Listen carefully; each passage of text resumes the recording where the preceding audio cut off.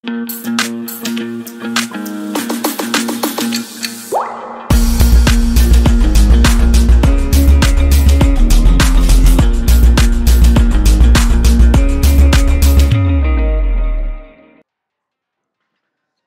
Everyone, welcome back to the layman way, जहाँ पे हम MCQs डिस्कस कर रहे हैं, है ना। रोज़ हम MCQs डिस्कस करते हैं जिसमें हम करंट अफेयर्स के क्वेश्चंस और एक स्टैटिक टॉपिक का क्वेश्चन लेते हैं। तो आज का जो स्टैटिक टॉपिक है that is about medieval history, है ना। तो आज हम करंट अफेयर्स और मेडिवल हिस्ट्री के क्वेश्चंस को डिस्कस करेंगे, है ना। तो चलिए जल्दी से आगे बढ़ते हैं। And if you are new to the channel, do not forget to like, share, subscribe, है ना। और रिकमेंड भी करिए हमारे लेक्चर्स अपने दोस्तों को। Thank you so much. चलिए आगे बढ़ते हैं जल्दी से और आज का पहला क्वेश्चन देखते हैं। तो पहला क्वेश्चन किसके बारे में है? Consider the following statements regarding global methane pledge. तो अभी ग्लोबल मीथेन प्लेज हुई थी, है ना, उसके बारे में ये क्वेश्चन। लेट्स सी क्या बोल रहा है ये। This pledge is an effort led by India and US. It is essentially an agreement to stop deforestation and cut down global methane emissions by up to 30% from 2020 levels by 2030, है ना। तो हमने पढ़ा था करंट अफेयर्स के lecture में कि ये इंडिया नहीं है यहाँ पे, है ना, US और यूरोपियन यूनियन है ना। तो इंडिया नहीं है यहाँ पे, तो पहला गलत हो गया, ठीक है। दूसरा सही है कि हम मीथेन एमिशंस को कट डाउन करेंगे by 30% as compare to 2020 levels. तो आंसर क्या हो जाएगा? आंसर हो जाएगा बी, है ना। तो करंट अफेयर्स वाले जो लेक्चर आते हैं ना रोज़ के, उसको पहले देख लिया करो, उसके बाद ये सब क्वेश्चन अटेम्प्ट किया करो, है ना, तो बन जाएंगे। उसके बाद आगे बात करते हैं। Mark the correct statements regarding Indian flap shell turtles. Okay, तो पहला क्या बोल रहा है? It is a fresh water species of turtle and is found in Pakistan, India and Sri Lanka only. दूसरा क्या बोल रहा है? It can be spotted in Irrawaddy and Salween rivers along with Indus and Ganges drainages. Okay. It is protected under Schedule 1 of the Wildlife Protection Act and under Appendix 2 of the sites. ठीक है। तो देखो, अगर मान लो ये question आपको नहीं पता है ना, तो हम इसको करने की कोशिश करते हैं। तो देखो, पहला ऑप्शन क्या बोल रहा है कि ये सिर्फ पाकिस्तान, इंडिया और श्रीलंका में ही मिलते हैं। ओनली आ गया, तो ओनली वाले स्टेटमेंट जनरली एक्सट्रीम स्टेटमेंट्स होते हैं और गलत होते हैं, हमने देखा था। और अगर मान लो डाउट भी आ रहा है तो दूसरा ऑप्शन देखो, दूसरा क्या बोल रहा है? It can be spotted in Irrawaddy Salween rivers. अब इरावदी रिवर कहाँ से फ्लो करती है? म्यांमार से फ्लो करके आती है ना। अगर ये ऑप्शन है 2 तो 1 नहीं होगा, है ना, और अगर 1 है तो 2 नहीं होगा। दोनों एक साथ तो हो नहीं सकते, ठीक है। अब देखो, अब यहाँ पे 1 और 2 एक साथ नहीं हो सकते, है ना। तो 1 और 2 कहाँ पे एक साथ नहीं है? एक तो इसमें नहीं है ना, और एक इसमें नहीं है, तो इनमें से कोई ऑप्शन होगा, ठीक है। और हमारा टेंडेंसी ये है कि ऑनली वाला स्टेटमेंट जनरली गलत रहता है ना, तो 1 जनरली गलत होगा। ये गया, ये गया, ये गया, ऑप्शन क्या आ गया? बी आ गया। एलिमिनेट करना सीख रहे हो कि नहीं सीख रहे हो? ऐसे एलिमिनेट करते हैं ऑप्शन, ठीक है। चलो आगे बढ़ते हैं, अगला क्वेश्चन देखते हैं। Mark the correct statements regarding network for grinning the financial system, है ना। पहला ऑप्शन क्या बोल रहा है? Network for grinning the financial system. It is a group of central banks and supervisors willing to share best practices and contribute to the development of environment and climate risk management in the financial sector. तो नाम अगर नहीं भी पता ये क्या होता है, तब भी नाम में पता चल रहा है आपको क्या होता है। Network for grinning financial system, financial system में सेंट्रल बैंक्स इन्वॉल्व होंगे, है ना। उन नेटवर्क है तो उनका नेटवर्क होगा, है ना। और ग्रीन करना है मतलब इन्वायरमेंट से रिलेटेड होगा। सारी तीनों चीज़ें इस ऑप्शन में मिल रही हैं हमको, है ना। तो फर्स्ट हो गया सही, ठीक है। It was created at the recently held COP26 in Glasgow, है ना। तो ये अभी रिसेंट न्यूज़ में था क्योंकि वहीं पे ही इसको साइन किया गया है ना, तो दूसरा भी सही है।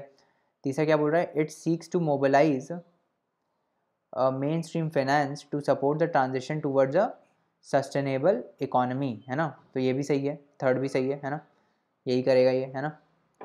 उसके बाद RBI is a member of the system. तो RBI ने एक्चुअली रिसेंटली इसको ज्वाइन किया है, बट एक मिनट, अब इसमें से ना कोई एक गलत है क्योंकि 3 ऑप्शन हैं, सारे तो सही नहीं है, है ना। तो पहला तो सही है, ठीक है, पहला सही है। और तीसरा भी ऑप्शन रिलेटेड ही है कि it seeks to mobilise mainstream finance to support the transition towards a sustainable economy. और न्यूज़ में इसलिए था क्योंकि RBI ने रिसेंटली इसको ज्वाइन किया 2 अप्रैल 2021 में, है ना। तो ये 3 स्टेटमेंट तो सही ही हैं, है ना। या तो सारे सही होंगे या तो ये 3 स्टेटमेंट सही हैं। ये 3 स्टेटमेंट कहाँ पे सही हैं? डी में सही है, और तो कोई ऑप्शन मैच नहीं कर रहा, तो बी ही होगा। इसका मतलब सेकंड गलत है, सेकंड गलत है, मतलब ये COP26 में नहीं हुआ है ना, ये पहले कभी हुआ है ना। तो इस टाइप से देखो, अगर क्वेश्चन नहीं भी आ रहा है एग्जाम में, मैं आपके साथ ही कर रहा हूँ क्वेश्चन, मेरे को भी आंसर नहीं पता है, मैं भी आपके साथ ही कर रहा हूँ। क्यों? क्योंकि एग्जाम में कैसे सोचना है ये पता होना चाहिए। अभी हमने देख के बता दिया कि चारों सही हो सकते हैं क्योंकि रिसेंट में आया होगा, बट देखो अब ऑप्शंस हमने देख के एलिमिनेट कर दिया इसको, है ना, कि भाई ये 1 3 4 तो सही है बट 2 गलत हो गया फिर, है ना, इस टाइप से। आगे बढ़ते हैं। क्लाइमेट चेंज, ऐसा नहीं है कि मैं आंसर आपको गलत बता रहा हूँ, आंसर सही ही बता रहा हूँ, है ना, तो वो मत उस पर डाउट मत करना। Climate change performance index 2022 is release by, पहला क्या है, UNEP, IPCC, जर्मन वॉच या फिर UNDP। तो हमने देखा था ये कौन रिलीज़ करता है, जर्मन वॉच रिलीज़ करता है ना, और साथ में पार्टनर्स भी हैं इसके, है ना, वो रिलीज़ करता है, तो आंसर क्या हो जाएगा, सी, है ना। आगे बढ़ते हैं। ई अमृत portal recently launch by NITI Aayog and the UK government aims at. तो ई अमृत पोर्टल हमने देखा था, क्या था ई अमृत पोर्टल, ई मतलब कुछ डिजिटल होगा, है ना, और अमृत क्या था, रिवॉल्यूशन ऑफ इंडियन, ऐसा कुछ था ना, रिवॉल्यूशन ऑफ इंडियन ट्रांजिशन, ऐसा कुछ करके था। पहले ऑप्शन पढ़ते हैं, देखते हैं कुछ आइडिया लग रहा है क्या इससे। पहला क्या है, rejuvenating Ganga river, Ganga river को रिजुवेनेट करना है। अच्छा, coordinating efforts to tackle river pollution. अच्छा, तीसरा क्या है, creating awareness about electric mobility in India, और चौथा है creating a digital system awareness in India. तो याद आया, ऑप्शन से याद आया क्या था, इलेक्ट्रिक मोबिलिटी था ना, एम से मोबिलिटी था, हमने पढ़ा था, है ना, और ए से अवेयरनेस था, ऐसे ऑप्शंस पढ़ के याद आ गया, awareness on electric mobility, revolution in India, है ना, रिवॉल्यूशन इन इंडिया ऐसा कुछ था, है ना, creating electric mobility awareness revolution, है ना, ऐसे ही कुछ था। तो आंसर क्या हो गया, आंसर हो गया सी। तो अगर नहीं भी मालूम है, देखो नहीं भी मालूम आ रहा है तो भी ऑप्शंस पढ़ के आंसर आ जाता है ना, तो एकदम पूरा रटने की कोशिश मत करना, थोड़ा बहुत याद रखना कि अच्छा ये अमृत टाइप का किससे रिलेटेड है ना, तो एम वॉज फॉर मोबिलिटी, इतना हमको याद था, है ना, तो ऑप्शन देख के याद आ जाता है ना, सी ऑप्शन हो गया। आगे बढ़ते हैं। अब मॉडर्न हिस्ट्री के क्वेश्चन देखते हैं, मॉडर्न हिस्ट्री, सॉरी मॉडर्न बोल रहा हूँ, मीडिएवल हिस्ट्री के, है ना, तो मीडिएवल के देखते हैं क्वेश्चन। पहला क्या बोल रहा है, which among the following Mughal emperors shifted emphasis from the illustrated manuscripts to album and individual portrait, है ना, तो ये सिंपल है। अगर आप नॉर्मल मीडिएवल हिस्ट्री पढ़ते हो तो उसमें आप एक NCERT में फ़ोटो है जहांगीर की लैंडस्केप मोड में, है ना, ऐसे करते हुए, तो वो अगर आप देखोगे तो भी आपको याद आ जाएगा। इसका आंसर क्या है, जहांगीर, उन्हीं के टाइम पे ये इंडिविजुअल पोर्ट्रेट जिसमें जहांगीर का पोर्ट्रेट बना था, है ना, वो वाला, उन्होंने, वो खुद भी बहुत वैसे पेंटर थे, और इन्हीं के टाइम बेसिकली जो आर्ट फॉर्म है मुगल्स के टाइम का वो बढ़ा, मतलब, है ना, तो ऑप्शन हो जाएगा सी, है ना, जहांगीर के टाइम ऐसा था। आगे बढ़ते हैं। With reference to Mughal India, what is are the differences between jagirdar and zamindar system. तो जागीरदार और ज़मींदार सिस्टम बहुत इंपॉर्टेंट है, इस पर क्वेश्चन है ना, ये आपको करना है। तो पहला ऑप्शन क्या बोल रहा है कि jagirdars were holder of land assignments in lieu of judicial and police duties, whereas zamindars were holders of revenue rights without obligation to perform any duty other than revenue collection। अच्छा, तो ज़मीन जागीरदार में क्या होता था, अकबर के टाइम पे था ये, क्या होता था इसमें कि जो मनसबदार्स होते थे, है ना, मनसबदार्स को उनकी मिलिट्री सर्विसेज के लिए बेसिकली कुछ जागीर्स दे दी जाती थी, है ना, और फिर वो लोग क्या करते थे, वो जो फिर जब जागीर्स उनको मिल जाती थी, लैंड मिल जाती थी, फिर उनसे वो अपना रेवेन्यू कलेक्ट करते थे, है ना, तो ऐसा इन ल्यू ऑफ, ऐसा बोल सकते हो कि आप सैलरी जो थी ना उनकी वो इसी रेवेन्यू कलेक्शन से आती थी, है ना, इन ल्यू ऑफ सैलरी या फिर मिलिट्री सर्विसेज, इस टाइप से हो सकता है। बट ऐसा जुडिशियल और पुलिस ड्यूटी का कोई इसमें रोल नहीं है जागीरदार्स का, है ना, जुडिशियल ड्यूटी में कोई रोल नहीं है। इनफैक्ट जो लोकल ये पुलिस ड्यूटीज़ होती थी वो कौन परफॉर्म करते थे, ज़मींदार्स परफॉर्म करते थे, है ना, तो ये तो गलत हो गया, है ना। अभी और दूसरा पार्ट भी इसमें बोल रहा है विदाउट ऑब्लिगेशन टू पे any duty other than revenue collection. अब जमींदार्स के बारे में क्या बोल रहा है, दूसरा स्टेटमेंट बोलता है land assignments to jagirdars were hereditary and revenue rights of zamindars were not hereditary, है ना, तो ये तो गलत है, क्योंकि जागीरदार्स में जो ये जागीर्स होती थी वो ट्रांसफरेबल होती थी, है ना, ये बहुत ही क्लियरली मैंशनड है, कोई भी आप मेडिवल हिस्ट्री की बुक पढ़ोगे तो क्लियरली मैंशनड है कि जागीर्स जो हैं वो मतलब ट्रांसफरेबल होती थी, है ना, ये हेरिडेटरी नहीं होती थी। तो इसमें तो दूसरा स्टेटमेंट भी गलत हो गया और पहला स्टेटमेंट भी गलत हो गया, आंसर क्या हो गया, डी हो गया, है ना, डी हो गया। ये इंपॉर्टेंट सिस्टम्स हैं, एक बार घर जाके जागीरदार सिस्टम और ज़मींदार सिस्टम को रिवाइज़ कर लेना, प्लीज़ कर लेना, है ना, इंपॉर्टेंट सिस्टम है, ठीक है। आगे बढ़ते हैं। Consider the following statements. पहला क्या है, saint Nimbarka was a contemporary of Akbar. अच्छा, सेंट कबीर, संत Kabir, was greatly influenced by Sheikh Ahmad Sirhindi. अच्छा, अकबर थे आपके 16th सेंचुरी में, है ना। और ये निम्बारका जो थे ये वैष्णवाइट्स थे, वैष्णवाइट थे बेसिकली तेलंगाना रीजन में, है ना। ये थे लगभग आपका 14th सेंचुरी में थे शायद, ये 14 इसी सेंचुरी के आसपास ये थे। तो कंटेम्प्रेरी मतलब होता है कि कंटेम्प्रेरी मतलब उसी टाइम पे थे जिस टाइम पे अकबर हैं, तो ये तो गलत है कि उसी टाइम पे थे, उस टाइम पे तो नहीं थे ये, है ना। तो पहला भी गलत हो, पहला गलत है। दूसरा देखते हैं, कबीर जो थे, कबीर कौन थे? कबीर रामानंदा के डिसाइपल थे, है ना, ये तो पढ़ते ही हम, रामानंदा के डिसाइपल थे। उसके बाद was greatly influence by Shri Hindi, ये नहीं था क्योंकि ये भी 16 सेंचुरी के आसपास थे। और कबीर जो थे ये पहले थे, कबीर भी जो है वो पहले थे, 14 सेंचुरी के आसपास थे ये भी। तो दूसरी भी गलत हो जाएगा, ऑप्शन हो गया डी। इसका एक्सप्लेनेशन वैसे दिया होगा मैंने, हाँ। देखो, निम्बारका जो थे वो एक वैष्णवाइट थे, है ना, तेलंगाना रीजन में 13-14 सेंचुरी में थे, और अकबर 16 सेंचुरी में थे, तो गलत है वो। कबीर रामानंदा के डिसाइपल थे, निर्गुणा भक्ति में, ये निर्गुणा भक्ति के फॉलोअर थे, और 15 सेंचुरी के आसपास ये थे, है ना।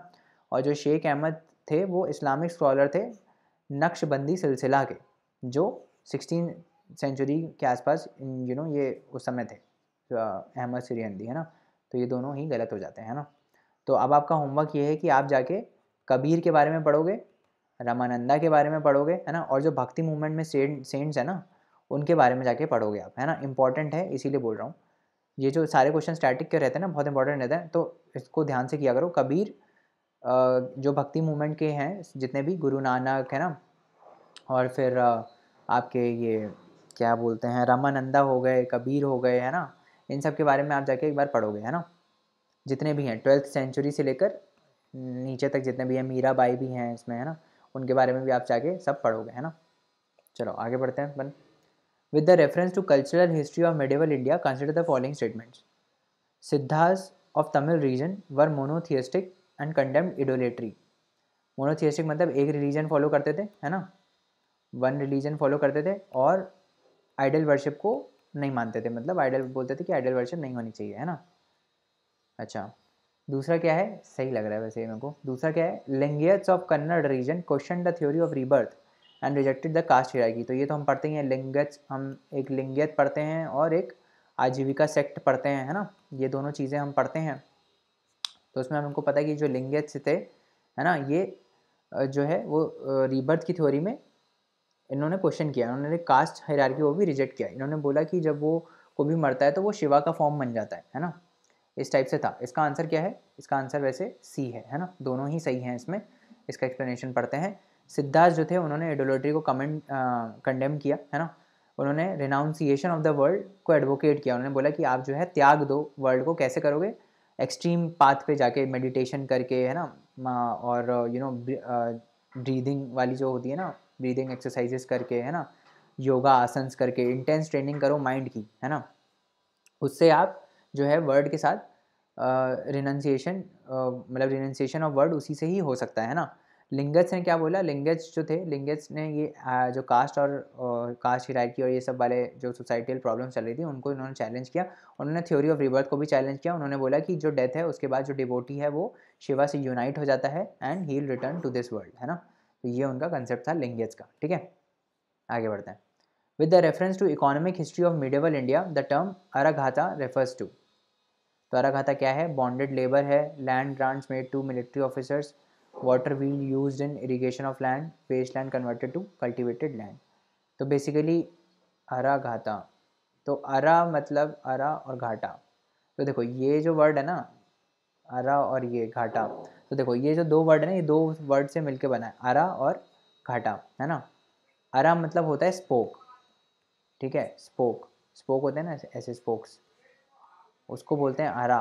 और ये घाटा का मतलब होता है पॉट, जिसमें कोई चीज़ स्टोर होती है ना, जैसे ग्रेन्स व्रेन स्टोर होते हैं पॉट में, वो होता है। अब देखो स्पोक कहाँ, स्पोक से कुछ रिलेट करता हुआ ऑप्शन है, स्पोक से क्या रिलेट करता है वो ऑप्शन है, व्हील, व्हील में होते हैं स्पोक्स, है ना। और पॉट में आप क्या स्टोर कर सकते हो, आप पॉट में पानी स्टोर कर सकते हो, तो वाटर व्हील, है ना, वाटर व्हील। सी ऑप्शन लग रहा है, सी ऑप्शन है इसका answer, water wheel use in irrigation of land. Actually ये पर्शिया में यूज़ होता था एज अ, मतलब वो वेल से पानी निकालने में ना वाटर व्हील होता था, उसको बोलते थे अराघाटा, है ना। तो इसका आंसर है सी। इस टाइप से जब भी ऐसे क्वेश्चन आए ना जिसका कोई समझ में ना आ रहा हो, तो उसको तोड़ने की कोशिश किया करो वर्ड को, और उससे कुछ ऑप्शन से रिलेट करने की कोशिश किया करो कि तोड़ के अगर हम वर्ड कोई ऑप्शन से रिलेट कर पा रहे हैं क्या, है ना। तो उस टाइप से चीज़ें हो जाती हैं, है ना। तो चलिए, थैंक यू सो मच, अगले लेक्चर में मिलते हैं, तब तक के लिए you can log on to www.lalaymanway.com for more such wonderful courses, है ना। Please leave us a review, the link is in the description, explore our YouTube and बाकी हमारा जो शॉर्ट्स है वो तो आ ही जाएगा। आज का कंसेप्चुअल जो शॉर्ट है ना, दैट विल कम, और उसमें हम डिसकंटेंट ऑफ सिपॉइस के बारे में बात करेंगे, तो उसको भी देखना मत भूलिएगा। Thank you so much, bye bye and take care.